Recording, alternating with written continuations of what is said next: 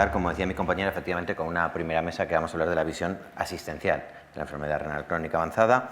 Para ello me van a permitir que les haga una pequeña biografía de las personas que nos acompañan por esta primera mesa. Comenzamos con Manuel Arellano, es vicepresidente de la Federación Nacional de Asociaciones Alcer. Es un paciente de enfermedad renal desde los 4 años, tiene 2 trasplantes renales, es pamplonés, licenciado en Derecho, ha trabajado como consultor de empresas.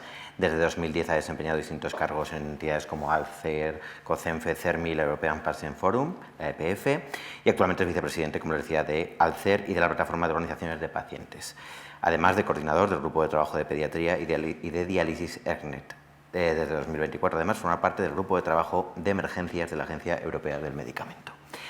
También me acompaña Eva Baró, es la directora médica de Fresenius Medical Care, nacida en Barcelona, se licenció en Medicina en la Universidad Autónoma de Barcelona e hizo la especialidad de nefrología en la Fundación Puigvert.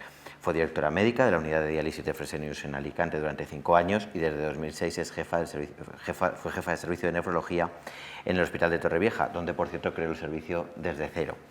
En 2010 asumió también la jefatura en el Hospital de Vinalopó y posteriormente pasó a la dirección médica de ambos hospitales y a la gerencia de Torrevieja Salud. Es doctora en Medicina, con una tesis sobre indicadores asistenciales en diálisis y cuenta además con un máster de gestión sanitaria y un máster en nutrición clínica. A mi izquierda está Itziar Bueno, presidenta de la Sociedad Española de Enfermería Nefrológica. Ella es enfermera especializada en nefrología, máster en gestión de servicios sanitarios y experta en enfermería nefrológica. Actualmente es la jefa del área de enfermería en el Hospital Universitario de Navarra. Ha presentado ponencias y pósters en congresos y es coautora del capítulo Hemodiálisis domiciliaria en el Manual de Hemodiálisis domiciliaria de la Sociedad Española de Nefrología. Colabora como evaluadora externa en la revista Anales del Sistema Sanitario de Navarra y desde 2023 preside la citada sociedad. Y a mi derecha, y para concluir con los ponentes, Emilio Sánchez, presidente de la Sociedad Española de Nefrología y director de la Unidad de Gestión de Nefrología del Hospital Central de Asturias. Él es doctor en Medicina, especialista en nefrología también, es miembro de la Registries Committee de la European Renal Association. Ha completado la formación de posgrado en Planificación y Administración Sanitaria a través de la UNED, Gestión de Servicios en Nefrología en la Escuela Andaluza de Salud Pública, tiene el Magíster Cardiorrenal de la Universidad Complutense de Madrid y Enfermedad Aterotrombótica y Diagnóstico No Invasivo por la Universidad de Lérida. Sus principales áreas de interés e investigación son la epidemiología de la enfermedad renal crónica, la diálisis domiciliaria, el síndrome cardiorrenal, la anemia y las alteraciones del metabolismo óseo y mineral. Es decir, 4 ponentes que desde sus distintas perspectivas, la medicina, la visión del paciente, la enfermería y la dirección médica también, y ahora desde el punto de vista corporativo, van a aportar seguro grandes ideas a esta primera mesa que vamos a comenzar ya. Y comienzo por Emilio, planteando la pregunta de qué cambios son imprescindibles para garantizar una diálisis extrahospitalaria que sea eficiente, que sea sostenible y qué papel juega la formación de los profesionales en este reto. Primero me gustaría empezar agradeciendo la invitación a participar en este evento. Creo que la nefrología está de moda por muchos motivos y por fin está de moda, ¿no? Que se hable de nefrología es importante para el sistema sanitario, para los profesionales y sobre todo para los pacientes que son los destinatarios finales de toda esta actividad. En relación a la pregunta que me haces, lo que primero deberíamos hacer es que no hubiera necesidad de hacer diálisis. Eso sería el gran éxito de la nefrología. La enfermedad renal crónica es una enfermedad altamente prevalente y durante los últimos 30 o 40 años apenas hemos tenido herramientas para modificar el pronóstico de la enfermedad, con lo cual pues muchas personas se veían abocadas a necesitar un tratamiento renal sustitutivo. Por suerte, si son españolas, nuestro modelo, que está basado sobre todo en el tema del trasplante renal, que es la mejor opción, les da una posición de ventaja frente a otras personas de otros países, ¿no?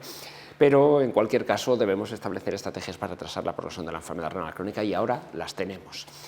Pero una vez que ha llegado el momento de tener que hacer tratamiento renal sustitutivo, yo creo que desde las consultas de enfermedad renal crónica avanzada, que es el punto estratégico de un servicio de nefrología, debemos de informar al paciente de las modalidades de tratamiento renal sustitutivo disponibles, siempre instando a que el trasplante es la mejor opción y en caso de no serlo, la mejor opción inicial es la diálisis peritoneal. Esto no es que lo diga yo, que trabajo en diálisis peritoneal, sino que hay numerosa bibliografía en relación a los beneficios clínicos, en calidad de vida y en supervivencia de la diálisis peritoneal, al menos en los primeros años, y en esta mesa que sobre todo es de sostenibilidad. Si hay algo realmente sostenible es la diálisis peritoneal, y es sostenible desde las tres patas que soportan la sostenibilidad. Por un lado, la sostenibilidad económica. La diálisis peritoneal es significativamente menos costosa que la hemodiálisis.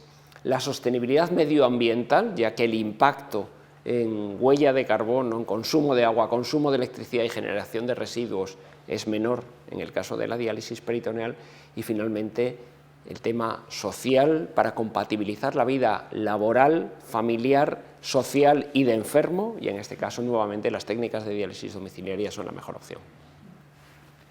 ¿Alguna matiz, algún compañero de la mesa? No, totalmente de acuerdo. Yo creo que está claro que el único tratamiento que hoy en día te devuelve la normalidad es el trasplante, y por tanto es el prioritario. La diálisis peritoneal siempre, aunque los nefrólogos todos decimos lo mismo, luego es verdad que no hay manera de que suba la cifra de pacientes en peritoneal, ¿no? Pero la peritoneal es la técnica de elección para un paciente que no pueda en ese momento acceder al trasplante.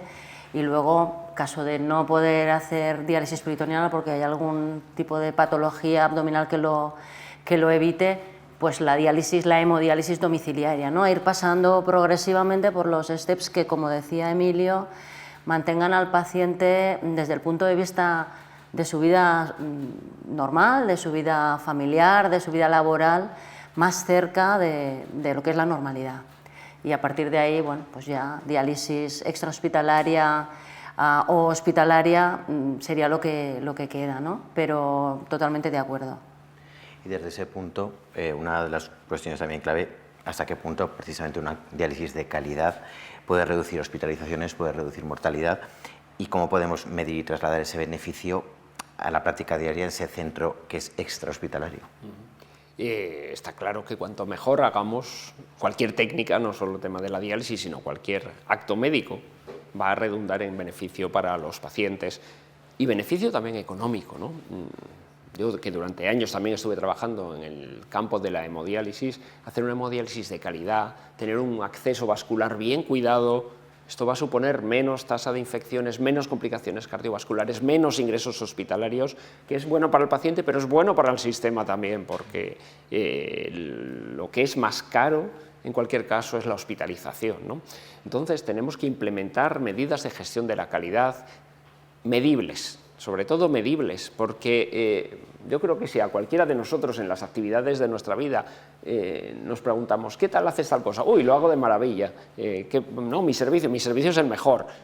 Pero esto no sirven las palabras, tiene que haber una serie de indicadores medibles donde tú te puedas comparar primero contigo mismo y ver la evolución, y por otro lado te puedas comparar con la media de tu país o de tu comunidad autónoma, lo que sea, para ver que realmente lo estás haciendo bien.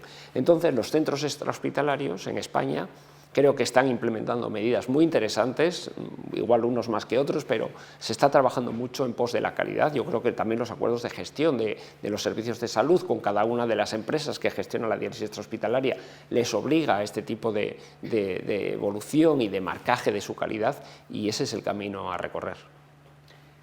Sí. A mí este es un tema que me gusta mucho. Bueno, ya he dicho él antes, mi tesis iba de esto, ¿no? De la evolución de los indicadores de calidad en los pacientes en hemodiálisis y diálisis peritoneal en mi área durante 7 años.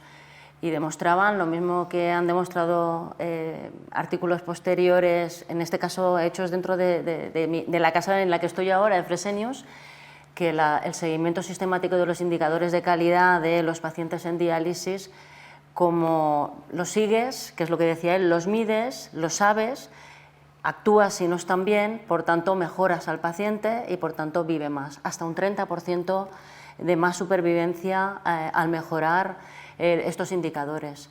Es importante, cuando hablamos de indicadores, lo primero tenerlos definidos. Yo creo que en nefrología, en hemodiálisis especialmente, tenemos muy definidos, ¿no? Hemos trabajado muchos años desde la sociedad para tener estos indicadores con sus objetivos, ¿no?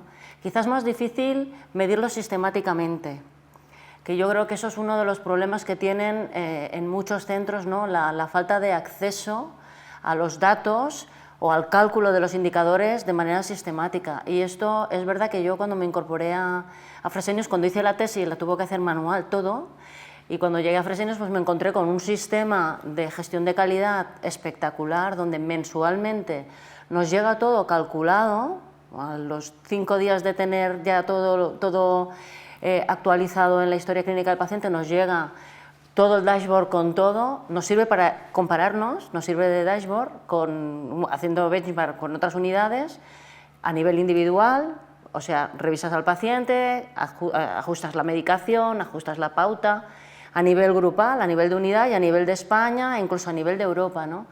Yo creo que esa es la manera. En el fondo, lo que no mides no sabes cómo está, lo que mides, si no lo haces sistemáticamente, no tienes capacidad. Hablaba Emilio antes del acceso vascular. Si lo miramos al final del año, pues ya igual nos hemos perdido 6 meses de trabajar por el porcentaje de pacientes con acceso vascular nativo en las unidades, ¿no? Entonces yo creo que hay que trabajar por esto, que desde las sociedades científicas deben reclamar que tanto los centros extrahospitalarios, pero también los hospitalarios, porque a mí nadie me había pedido nunca los datos, ¿no?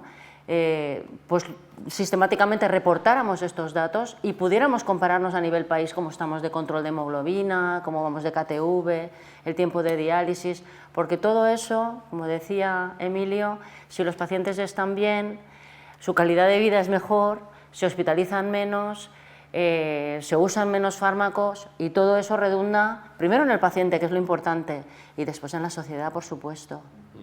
Y si me permites, tenemos que aprovechar que hoy en día tenemos herramientas para esto que está diciendo Eva, lo tenemos ya disponible, porque tenemos la historia clínica digital, la recopilación de datos que vienen directamente desde los propios monitores de hemodiálisis, van directamente al sistema de gestión de la información, con lo cual solo es querer hacer ese análisis de datos, comparar y establecer áreas de mejora. Sí, el dato está y es de calidad, ahora es querer medirlo.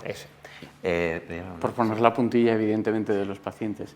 El tema de la medición yo creo que es uno de los grandes retos en general de la sanidad, porque no estamos acostumbrados a medir mucho y yo creo que es una de las grandes cosas que se están poniendo en todas las planificaciones y estrategias. Vamos a ver cómo medimos, qué medimos para ver dónde llegamos y dónde estamos. Yo creo que esto es importante.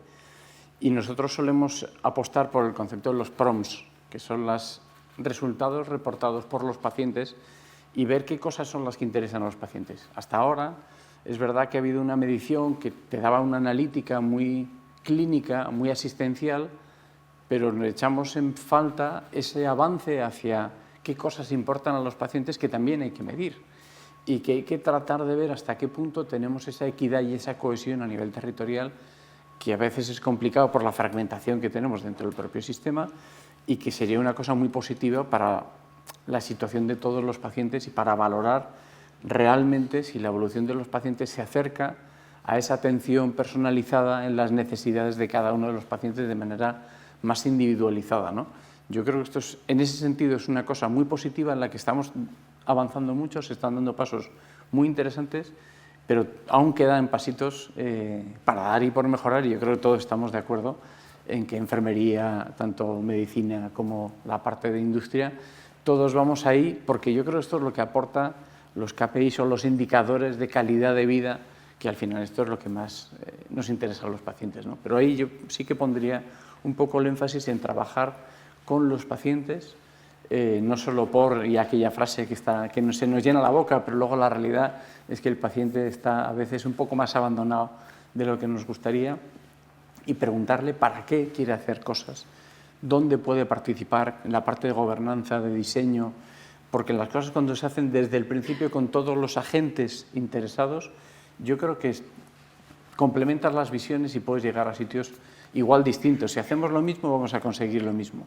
Si metemos lo que nosotros vemos que es el agente diferenciador, porque hasta ahora no ha estado, si lo incorporamos dentro de la toma de decisiones, yo creo que podemos llegar a situaciones diferentes y desde luego muy atractivas e interesantes para el futuro. Yo, si me permitís, Sí, claro. Como el otro día no lo pude explicar porque ya la mesa se alargó más de lo que es que estuvimos el otro día en una mesa juntos y comentó esto de los PROMs. Nosotros en Fresenius estamos haciendo registros y encuestas de PROMs desde el año 2019 de forma automática dentro también de la historia clínica. Y eso nos da la posibilidad de analizar, porque muchas veces cuando haces encuestas de la experiencia del paciente, ¿no?, que es de satisfacción para entendernos, es a nivel grupal, pero el PROMS es una medida que es a nivel individual, porque tú tienes que saber cómo está el paciente con respecto a lo que tú le haces y si estamos cubriendo sus expectativas de encontrarse mejor y poder hacer un plan para mejorarlo, ¿no? Esto, si no lo recoges a nivel individual y lo tienes automatizado, es muy difícil. Ya digo que desde 2019 en Fresenius estamos haciendo PROMS anualmente. Se hace una campaña de PROMS que en cada unidad pues ellos se organizan para ver cuándo les viene mejor recogerlo. Se analiza a nivel individual, a nivel grupal, o sea, a nivel de unidad de diálisis y luego a nivel nacional también. Y incluso hemos hecho un seguimiento que hemos publicado de cómo han ido pre y post pandemia los PROMS de los pacientes de las clínicas. Falta, a mi modo de ver, un paso más para ya acabar de cerrar el círculo, que es que pudiéramos también, dentro de la misma historia clínica, y eso es lo que estamos trabajando ahora, el seguimiento, el tracking del plan que ponemos en marcha y cómo el paciente, pues al año siguiente, en base a ese plan que se ha puesto, pues ve también el resultado. Ahora lo hacemos manual. Extraer resultados de forma manual a texto libre no es fácil para tener conclusiones, pero bueno, que estamos ahí, Manuel, estamos ahí. Bueno, pues con esa visión de esperanza y además retomando la posición del paciente como una cobertura integral, viene la siguiente cuestión que va más dirigida a la enfermería, que es qué protocolos o modelos de coordinación se deberían mejorar o qué se debería hacer para que esa coordinación entre hospital, primaria y los centros de diálisis extrahospitalarios funcione de la mejor manera, pensando en la visión integral precisamente del paciente. Buenos días, gracias por invitarme a este magnífico coloquio. Voy a retomar un poco las palabras de Emilio al inicio, diciendo que la nefrología está de moda. Y está de moda, aparte de que, bueno, estamos aquí todas las partes implicadas en ponerla de moda, es porque hay una evolución clara de la enfermedad renal crónica en España. La incidencia de la enfermedad renal crónica está siendo muy importante y eso nos lleva a tener que trabajar en el cuanto antes mejor. En el cuanto antes mejor, precisamente por eso, ese concepto del que hablaba Emilio también antes, de ser eficaces y efectivos. Bueno, pues las enfermeras tenemos nuestras 4 vertientes de trabajo en el desarrollo de nuestro quehacer, que es el quehacer asistencial, el quehacer educativo, gestionar las necesidades del paciente y también desarrollar una labor científica, ¿no? Y en ese sentido bueno, pues, todo el recorrido del paciente renal o de la persona renal, como les gusta llamar a nuestros enfermos renales, es todo el recorrido desde el inicio de su enfermedad. Nos tenemos que poner en la previa, tenemos que trabajar, y así lo estamos trabajando también en un documento que verá la luz pronto, que tiene que ver con el desarrollo de estrategias de cronicidad. Nos tenemos que poner en el cuanto antes mejor, en el hacer educación para la salud, pero no desde el momento en el que la persona tiene ya unas cifras que sugieren enfermedad renal, sino desde el colegio. Aprender de hábitos de vida, aprender de autocuidarse, porque eso es muy importante. Aprender del cuidado dietético, del ejercicio, de las buenas relaciones, de los ambientes sanos.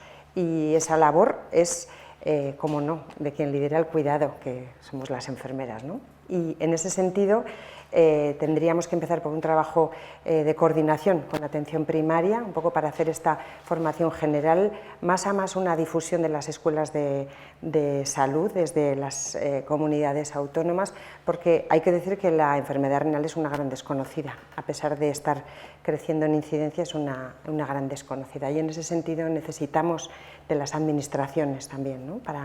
para hacer esta labor de difusión y de educación. Y luego, evidentemente, tenemos que trabajar, ya lo estamos haciendo, en protocolos de integración en cuanto a que pacientes que sean vistos en atención primaria y detectados previamente puedan ser enseguida atendidos por los nefrólogos y por los equipos de nefrología que bien dice las guías CADIGO, las de la Sociedad Americana del Riñón, que somos necesarios los equipos sanitarios completos en el acompañamiento a estos pacientes, ¿no? Y en ese sentido, bueno, pues tenemos un desarrollo de estrategias integradoras, de compartir herramientas, como bien decíamos, herramientas informáticas, de compartir datos y sobre todo, llegar a tiempo.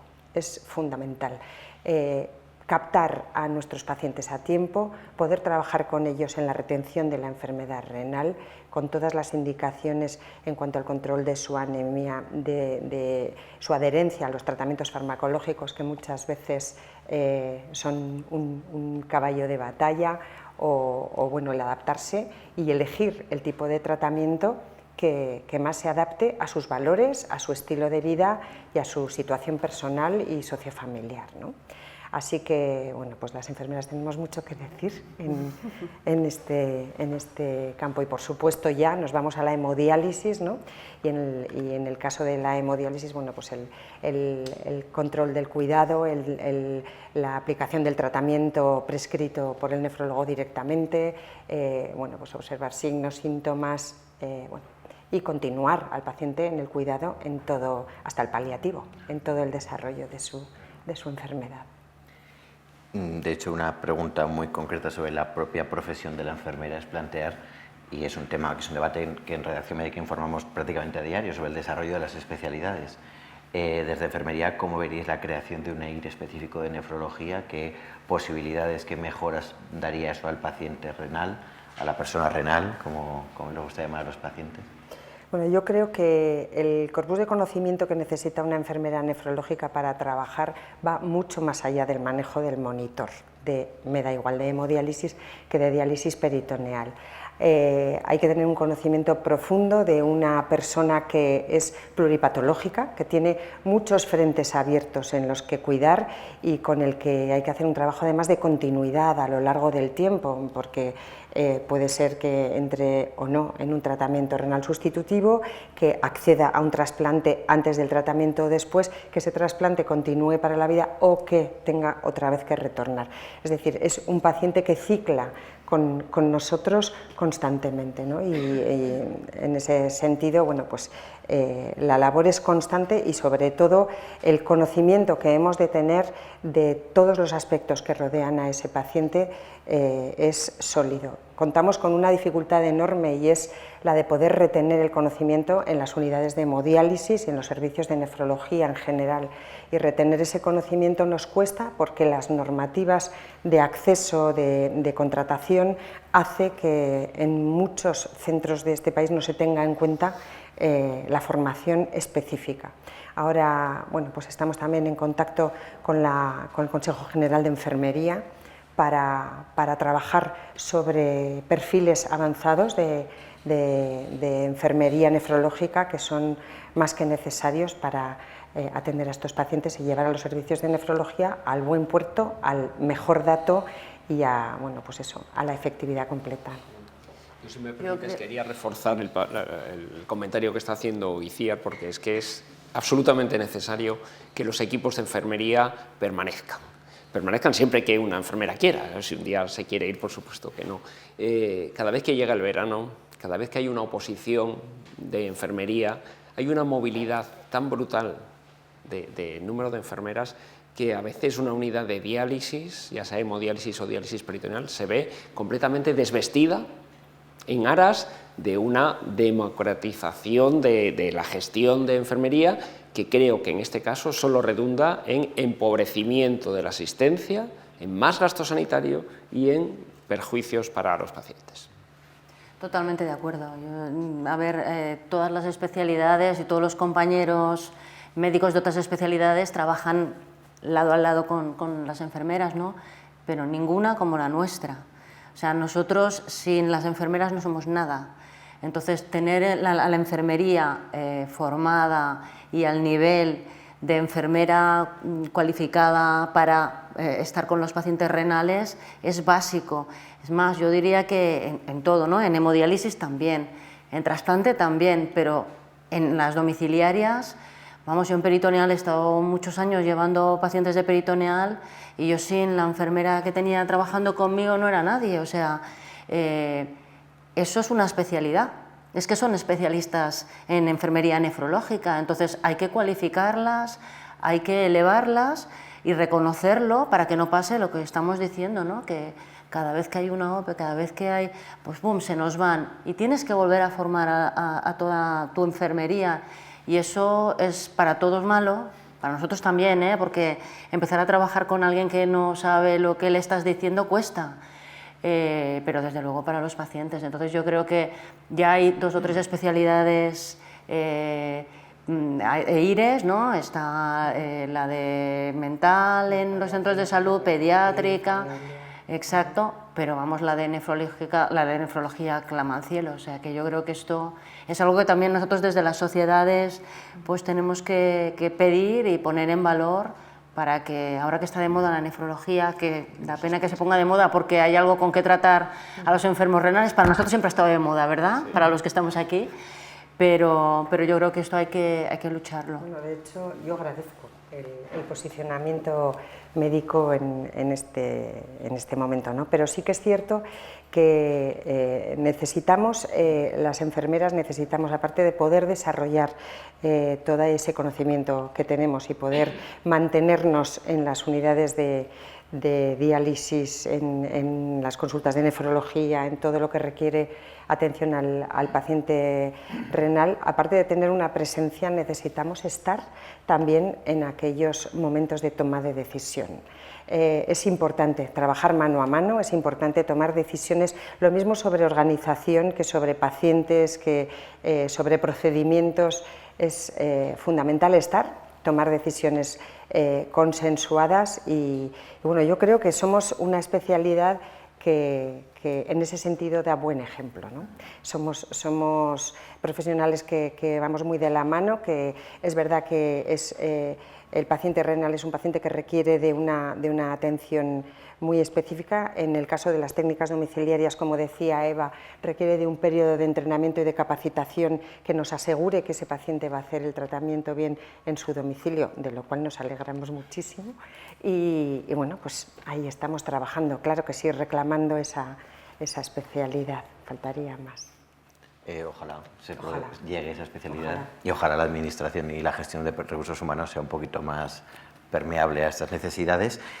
Otra cuestión que queríamos comentar y que bueno, realmente va enfocada también a enfermería, pero que creo que ya ha salido en el debate y creo que toca todos los puntos, es la sostenibilidad ambiental.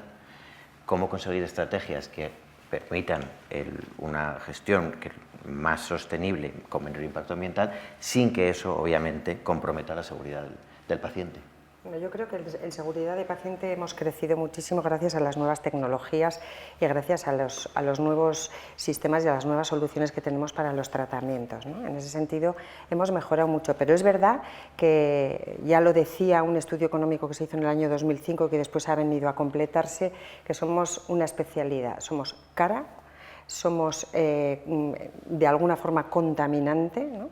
Y en ese sentido pues tenemos también unos puntos muy claros sobre los que trabajar y aquí tenemos a Emilio, que es un gran defensor de la green dialysis, ¿no? de la diálisis verde y de la sostenibilidad. Y bueno, pues ¿cómo podemos hacerlo? Pues primero tenemos que hacer una adecuada gestión de los recursos, de los residuos y bueno, no tener más allá de lo que necesitamos y no tirar mal aquello que tenemos que tirar. Fundamentalmente importa la eliminación de residuos orgánicos y de plásticos, que yo creo que en la mayoría de centros tenemos perfectamente clasificada ya la eliminación. Hay un punto que también adquiere muchísima importancia y es el correcto tratamiento del agua y la correcta gestión de las unidades de tratamiento de agua para pacientes, sobre todo pudiendo reciclar todo el agua que no se utiliza, no dejarlo escapar, sino poder reciclarlo, poder retomarlo y poder reutilizarlo. Utilizar además bueno, pues todas aquellas pequeñas acciones de la vida diaria que también las tenemos que hacer visibles en las unidades de diálisis, pues la gestión del recurso puntual, el no abusar de la iluminación, el tener unas condiciones de climatización adecuadas y no excesivas.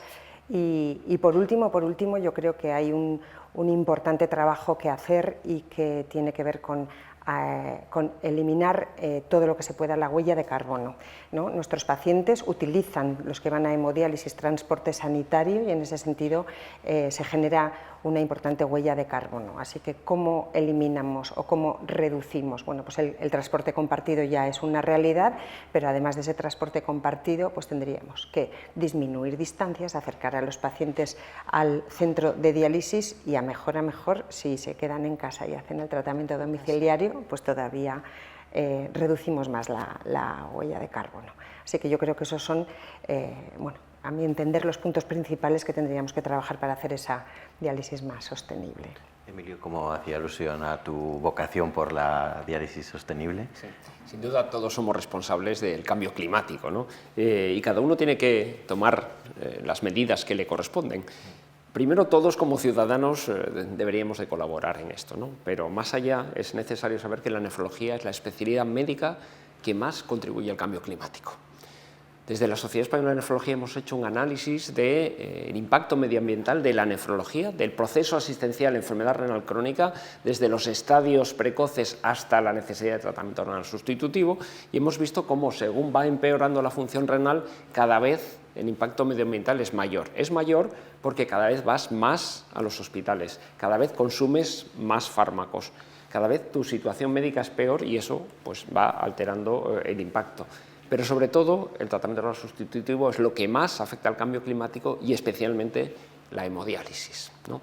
Con lo cual, estrategias que deberíamos de implementar, por un lado, fomentar el trasplante, que es también la medida más sostenible desde el punto de vista medioambiental, favorecer los tratamientos en casa, tanto diálisis peritoneal sobre todo, pero también hemodiálisis domiciliaria.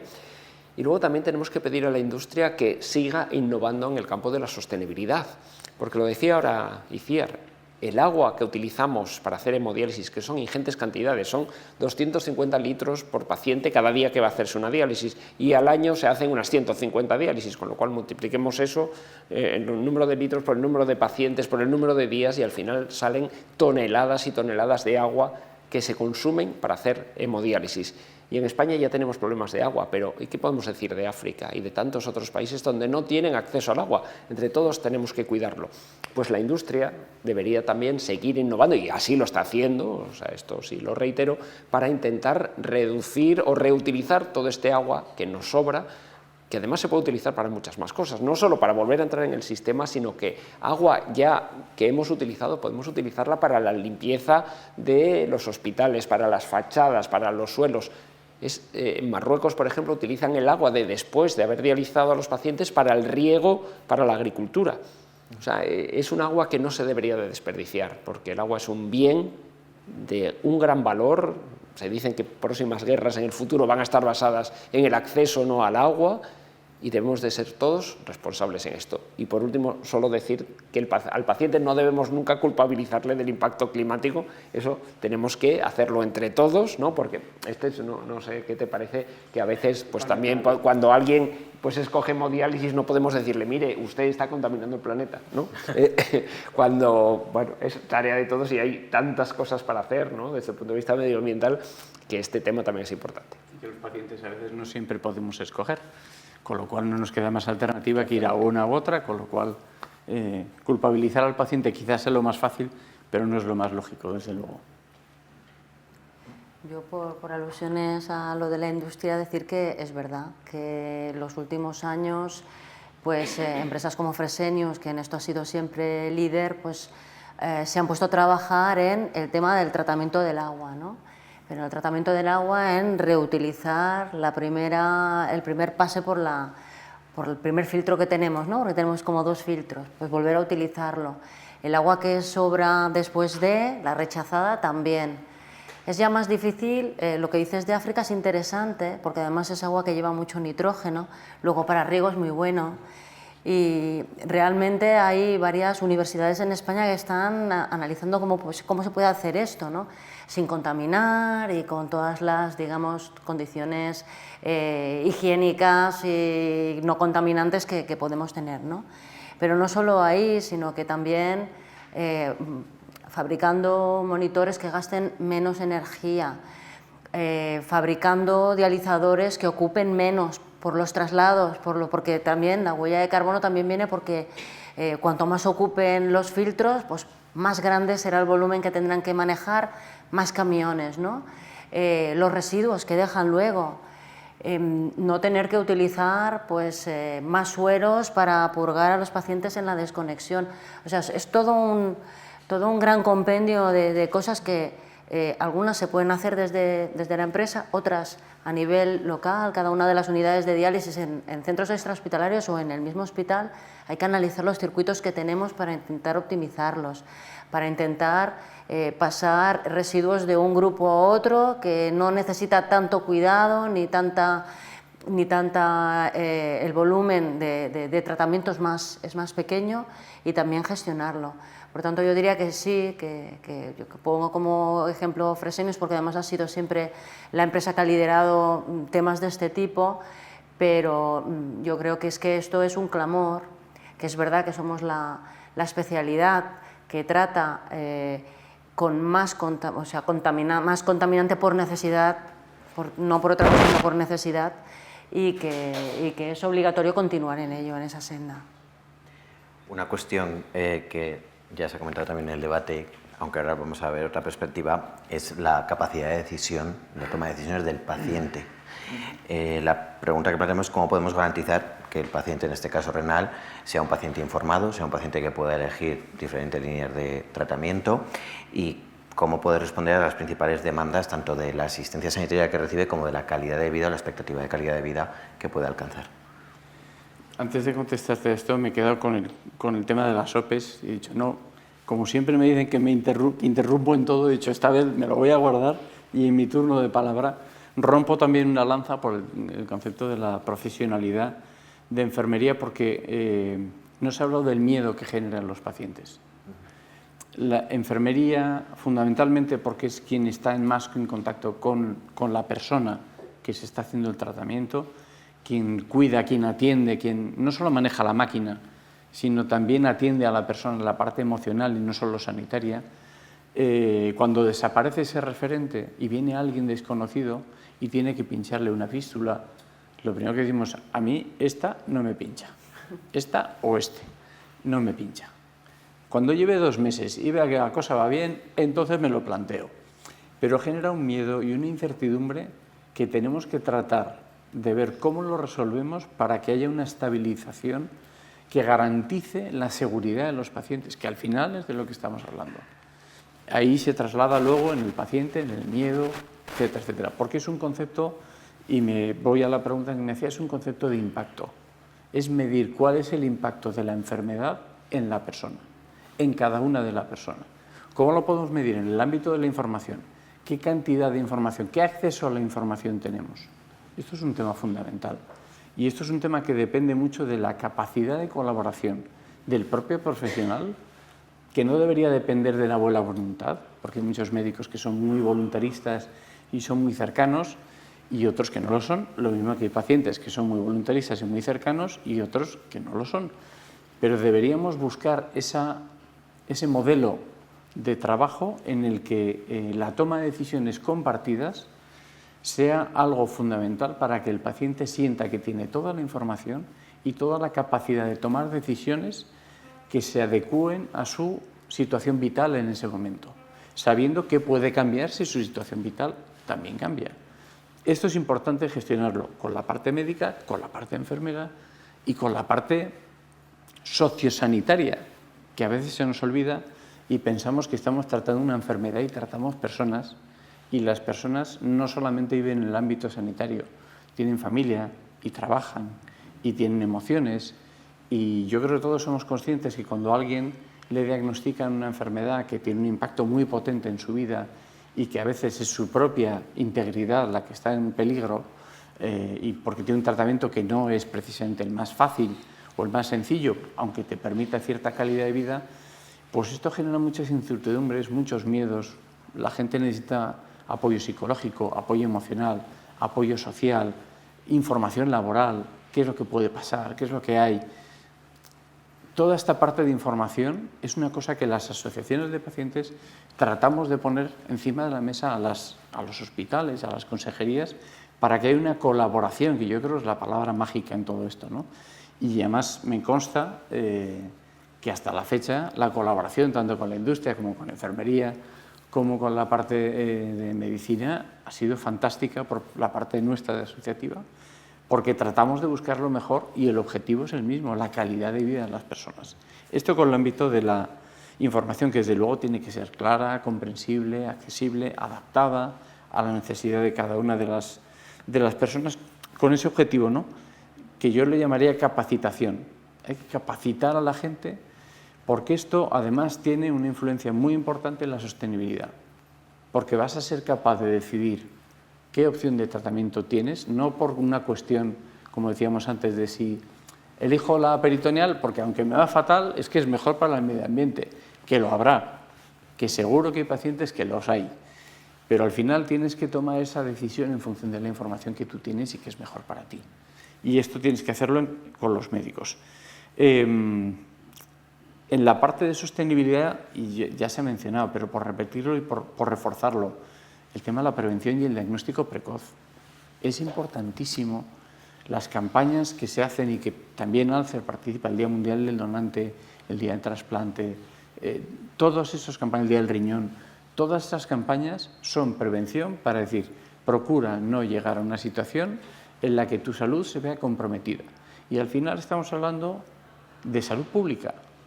Tenemos que trabajar con salud pública, que quizá no esté integrada en ese sistema, porque quizá todavía no ve, y eso que la enfermedad renal es una enfermedad de salud pública, pero todavía salud pública, quizá porque no tengamos un sistema muy armonizado, todavía no está integrado, y creo que debería estarlo para hacer esa prevención de hábitos saludables, que preguntabas, ¿no?, que pueden hacer la parte más extrahospitalaria, ¿no? Hábitos saludables, hay que promocionarlos, hay que trabajar muchísimo más con toda la parte emocional, psicológica, la parte de equidad, desde luego, ese entorno sociosanitario, interdisciplinar, que al paciente no solamente lo vea medicina, enfermería, sino que trabajo social, psicología, nutrición, parte importantísima, ejercicio, prescripción, ejercicio, que es la mejor pastilla que se puede prescribir.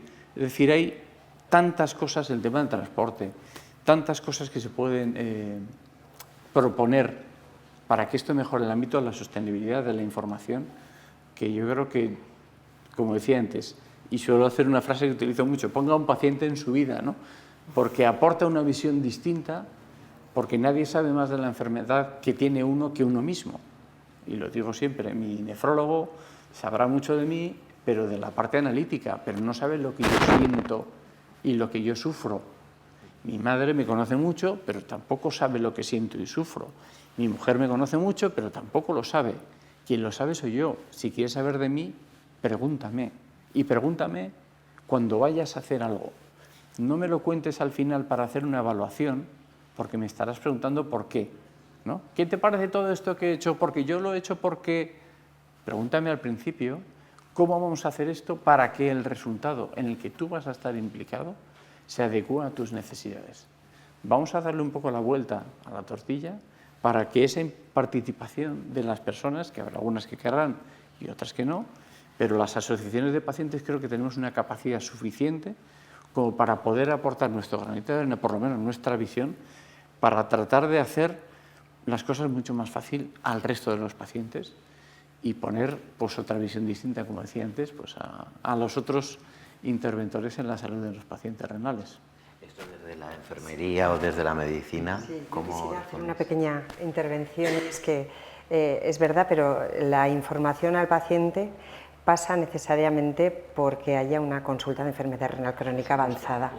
Y aunque en muchos centros, en muchos servicios de nefrología ya existe, todavía tenemos que trabajar más por esa implantación de una consulta mixta, médica y enfermera, donde desde la consulta médica se le lidera clínicamente al paciente, se le habla de sus opciones de tratamiento, pero luego hay esa consulta enfermera que también acompaña al paciente en esa toma de decisiones, en explicarle, hacerle visitas guiadas, explicarle bien el fundamento de cada tratamiento y esa toma de decisiones conjunta, ¿no?, conforme vamos avanzando en ese cronograma de la consulta ERCA, que hace que nuestros pacientes lleguen a buen puerto, seguramente evitando en lo posible un ingreso hospitalario, evitando accesos vasculares temporales y haciendo las cosas pues bien y a tiempo. Es que esa es la parte del modelo a la que me refería, ¿no?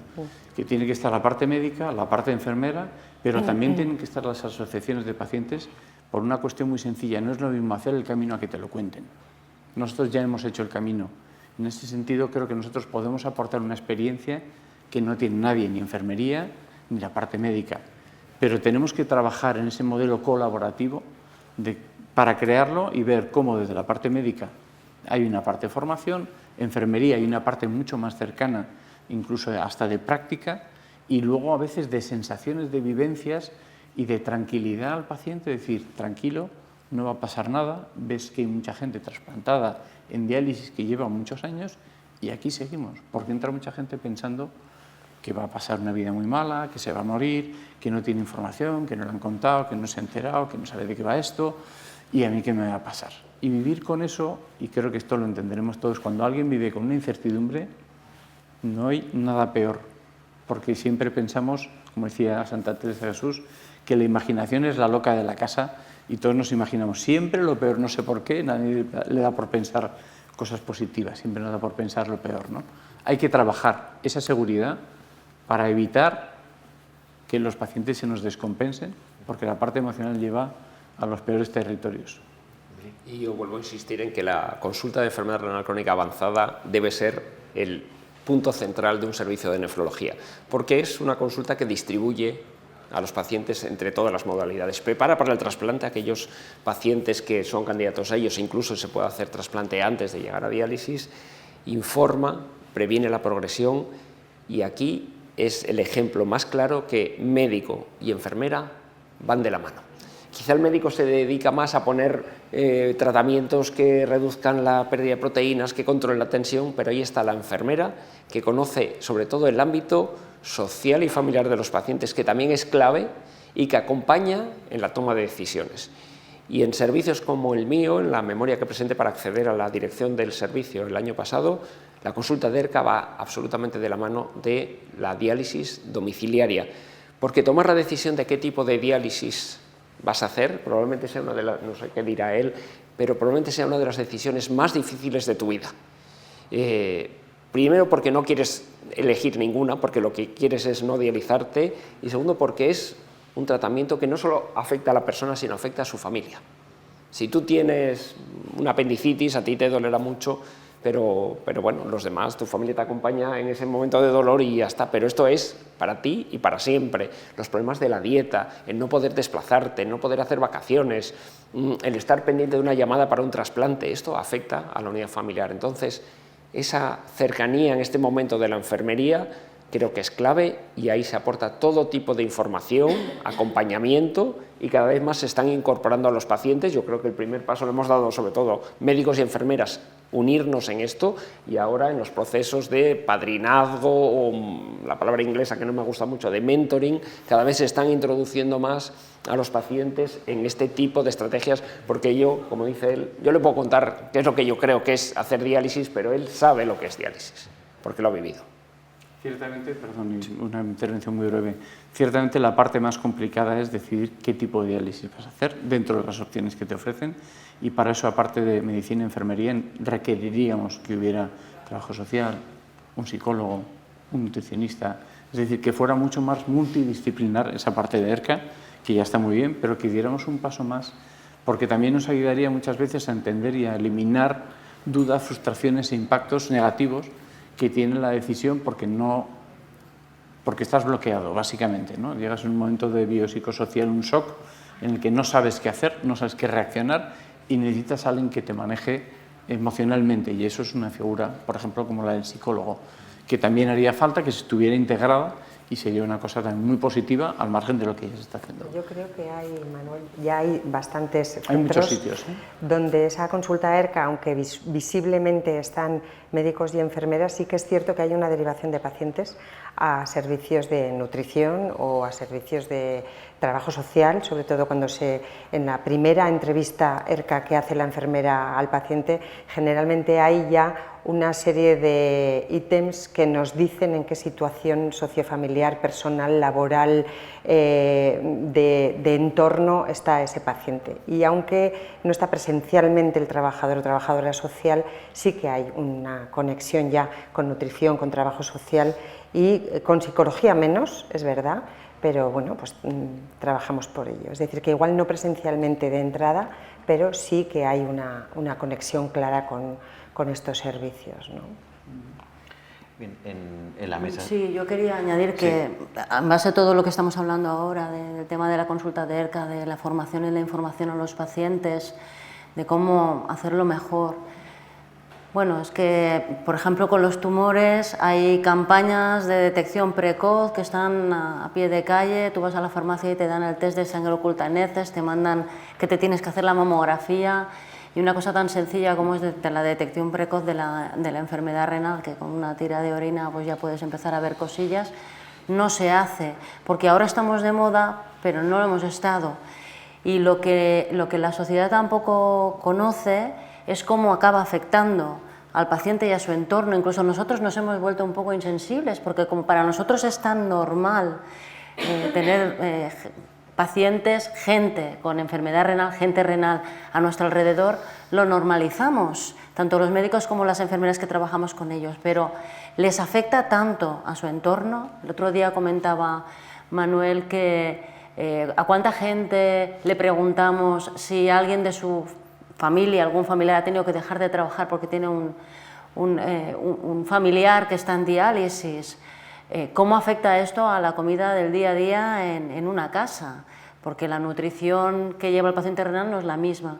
Entonces, yo creo que tiene un efecto tan importante en el entorno de un paciente, persona renal, el hecho de tener una enfermedad renal, y es tan desconocido, porque la mayor parte de nosotros, por suerte, no tiene gente cercana en diálisis, y en cambio cualquiera de nosotros tiene a alguien que tiene una cardiopatía isquémica o un tumor o otra enfermedad.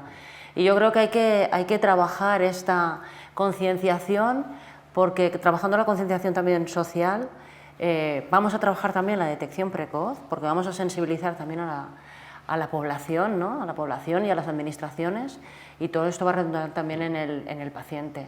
Estamos trabajando dentro, porque estamos haciendo mejor los circuitos y tal, con la ayuda de los pacientes que antes no estaban, pero hay que seguir, yo creo, formando a la sociedad también, porque es desconocido. Emilio Itziar, y ya cerraremos este turno.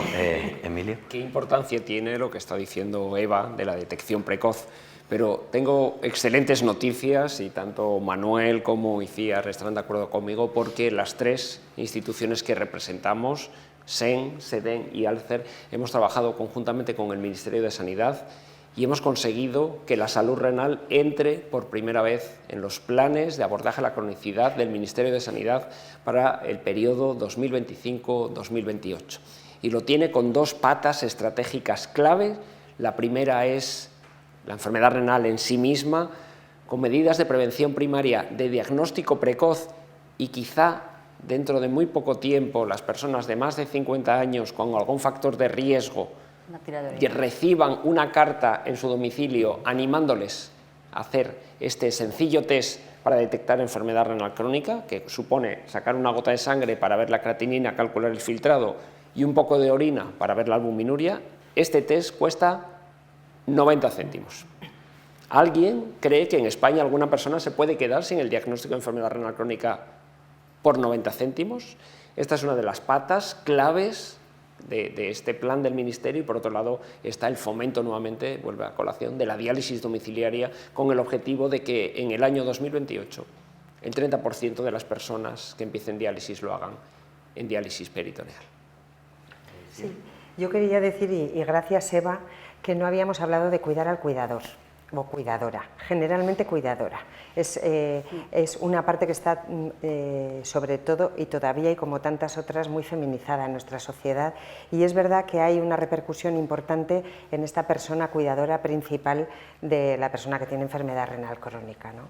Es fundamental que cuando hacemos la consulta ERCA entrar en contacto con ese entorno, con ese cuidador o cuidadora principal. Es fundamental mantener el contacto constantemente y es fácil cuando se establecen las consultas de enfermería telefónica, ¿no? Cuando hay un contacto directo y permanente y a tiempo, para atender y para también a nuestros pacientes. Y luego decir de lo importante que es muchas veces dar un descanso al cuidador o a la cuidadora, dar un descanso y tener la posibilidad de, bueno, pues de tener alternativas para que la persona que está asumiendo totalmente el cuidado de su persona renal, bueno, pues pueda tener también algún momento, algún día de descanso. Lo mismo que el paciente, que también puede viajar y puede hacer más cosas. Yo también un apunte.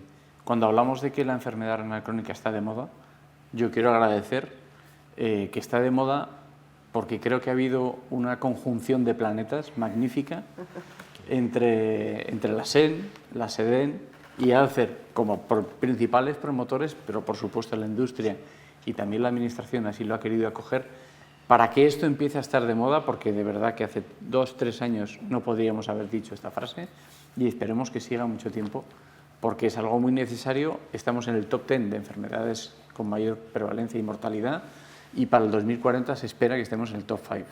Con lo cual, si esto efectivamente no coge moda y no empezamos a hacer algo entre todos, yo creo que lo tendremos complicado y pasaremos de verdad, porque no es divertido pasar diálisis, os lo puedo asegurar a todos, que no es nada divertido, que no es recomendable y yo creo que no le damos importancia a veces hasta que no nos llega y cuando nos llega es tarde.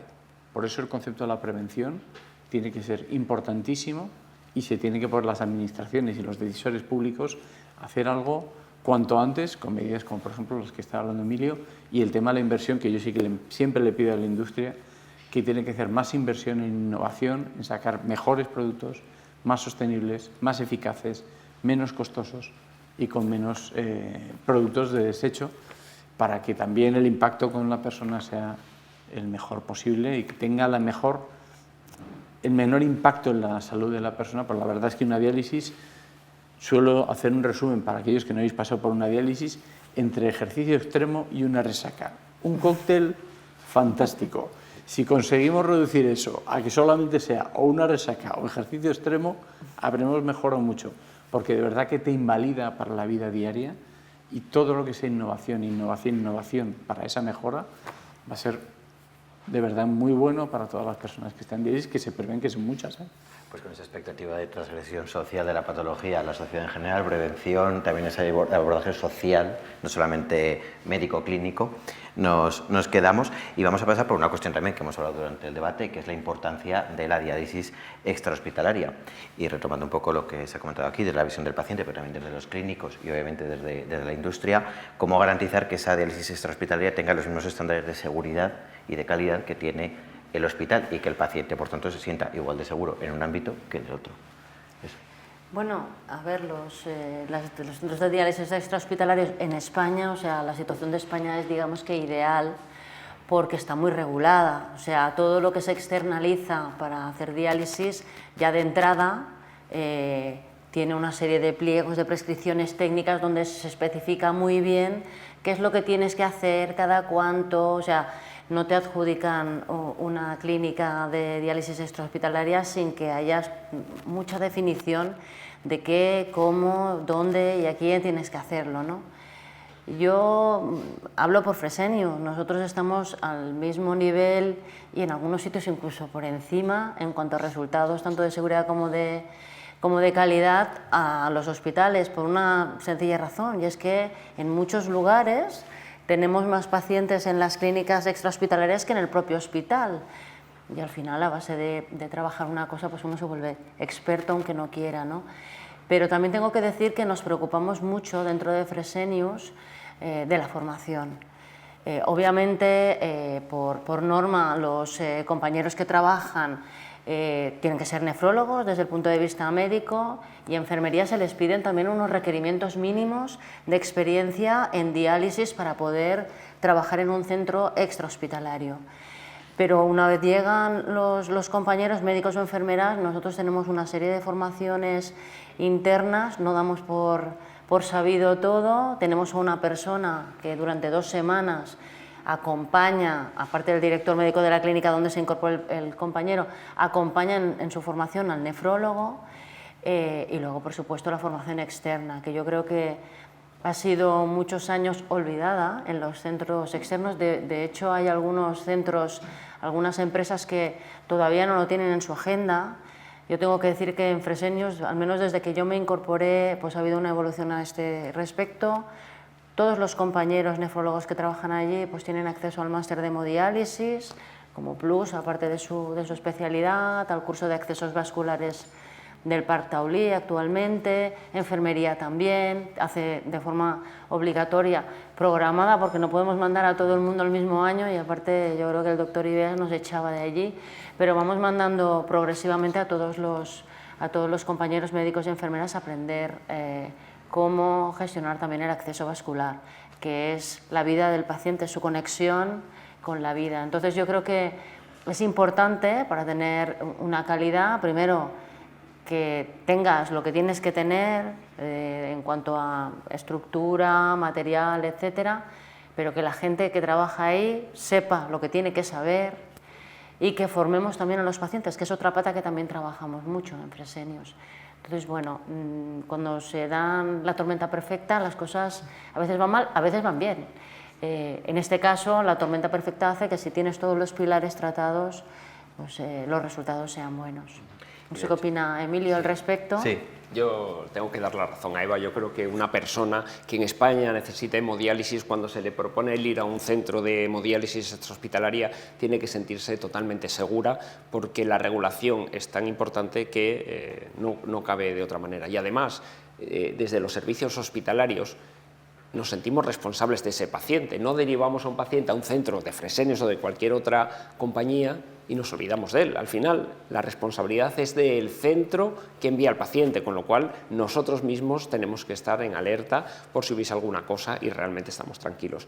Y para acabar de cuadrar el círculo, en los últimos años, desde el grupo de hemodiálisis de extrahospitalaria de la Sociedad Española de Nefrología, se está impulsando la interconexión de los servicios hospitalarios con los extrahospitalarios, de tal manera que si en Asturias tenemos centros extrahospitalarios, que se sientan parte del sistema y que podamos estar totalmente interrelacionados. Y vamos más allá.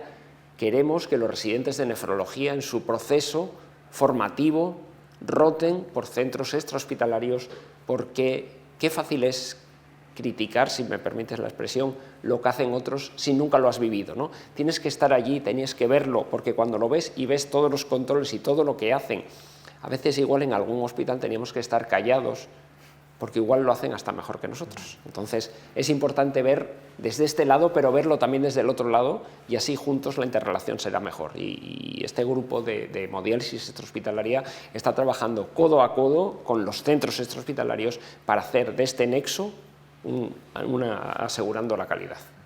Yo quería añadir, claro. si puedo, agradecer a los centros extrahospitalarios, porque muchas veces son un pozo de formación de enfermería. Y lo mismo que forman a enfermeras y enfermeros, de la misma forma en muchos casos los pierden. Y esto les concede doble valor el funcionar bien y el trabajar bien, porque no es fácil para los centros extrahospitalarios el retener a su personal enfermero. O sea, si en todos los centros tenemos problemas por la falta de reconocimiento a la especialidad, en los centros extrahospitalarios es verdad que hay un poquito más de sufrir esto. Y sí que me gustaría pues, lanzar la idea de poder trabajar también de la misma forma que hay una conexión entre servicios médicos. Sería estupendo poder trabajar mano a mano la enfermería también, pues, para reforzar ese conocimiento bidireccionalmente y para poder sostenernos en esto de trabajar con nuestros pacientes. Y retomando precisamente el argumento de que son un gran espacio de formación, y preguntándole a Eva, desde Fresenius, respecto a formación, innovación, sostenibilidad, seguridad, ¿qué iniciativas formativas emprendéis para que, evidentemente, desde el personal clínico haya ese agradecimiento y esa sensación de que efectivamente se les forma de tal manera?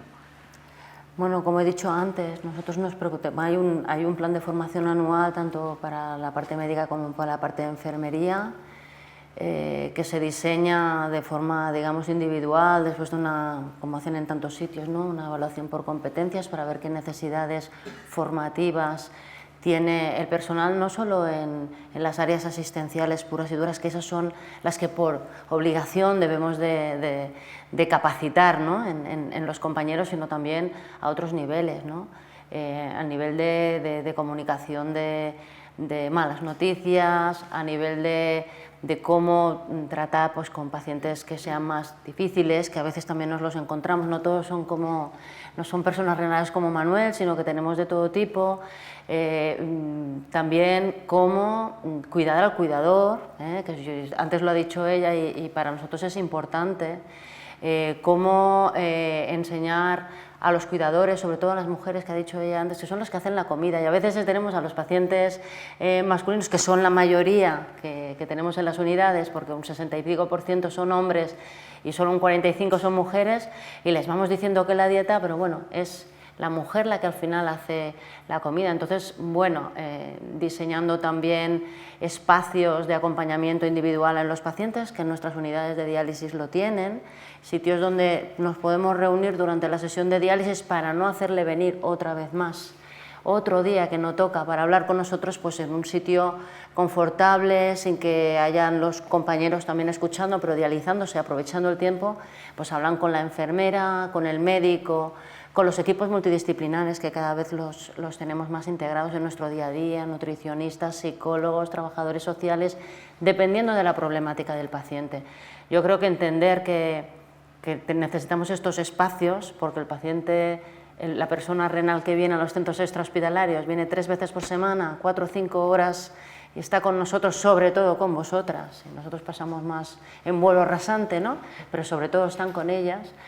Pero quizá los vemos poco en la consulta, menos que el que está en ERCA, y eso hay que solventarlo de alguna manera, y en nuestro caso en las unidades lo hemos solventado con este puesto de acompañamiento individual, donde, bueno, podemos ir rotando a los pacientes ahí, bien sea para explorarles, bien sea para hablar de sus cosas, para hablar de temas delicados, para temas más discretos, ¿no?, que podamos tener que hablar, que también los tienen, porque los tienen ahí, pero no tienen el espacio.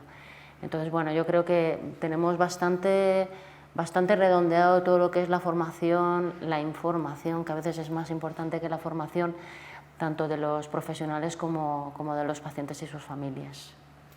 Sí, yo solo quería contar una cosita, y es que desde la Sociedad Española de Enfermería Nefrológica se ha trabajado desde el año pasado y bueno, ya ha visto la luz un documento que se llama Documento de Paciente Nómada. De lo que se trata es de establecer un informe de continuidad de cuidados consensuado entre, bueno, de momento la enfermería nefrológica, ¿no?, para que los desplazamientos de pacientes de unos centros a otros, por el motivo que sea, lo mismo de un extrahospitalario, un ingreso hospitalario, como un desplazamiento de un hospitalario porque se deriva el paciente al extrahospitalario, como vacaciones, como cualquier tipo de desplazamiento, lleve un informe de continuidad de cuidados completo y útil para la enfermera que va a recibir a ese paciente. Y se llama Proyecto Paciente Nómada, y bueno, pues ahí estamos divulgando. Pero de cosas mínimas que tienes que saber del paciente. De cuidados. Sí. La importancia de los familiares. Pasan mucho tiempo, los enfermos pasamos mucho tiempo con la enfermería, pero el resto del tiempo estamos en casa. Y en casa nuestros familiares tienen que saber lo que nos está pasando, para que sepan cómo tienen que atendernos o cómo pueden echarnos una mano o qué es lo que puede estar pasándonos, para que tengan esa capacidad de atendernos. Y una última lanza, y no puedo dejarlo, no puedo olvidarme, de la parte ambiental. Estamos teniendo muchos cambios de clima, la Dana se llevó 3 centros en Valencia de diálisis. Tenemos que buscar algo que proteja toda la parte de protección frente a olas de calor que afecta a los enfermos renales. El tema de las inundaciones está siendo una cosa muy grave, porque hay que atender enseguida a los pacientes y hay que buscar recursos. Tenemos que buscar modelos de atención en emergencias, en situaciones de emergencias ambientales, que cada día son más frecuentes.